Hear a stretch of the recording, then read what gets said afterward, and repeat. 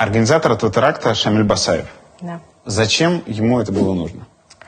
Басаеву нужен был осетино-ингушский конфликт. В 1992 году у нас Республика Осетия и Республика Ингушетия были на самом деле в ситуации военных действий между собой.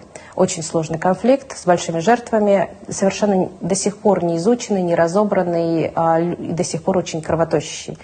Басаев хотел его реанимировать для того, чтобы была нестабильность. То есть, еще один очаг неспокойствия. Совершенно верно, да.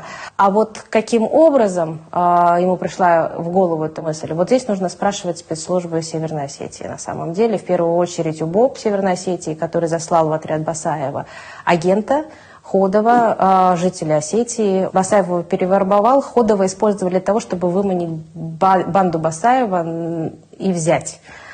Но вот игры с террористом в такие вещи, в агентурные такие игры, они привели к тому, что Басаев всех переиграл. И в итоге Ходов был в школе, да. И заложники же говорят про него как про одного из самых жестоких террористов. Он осетин, да, он там был.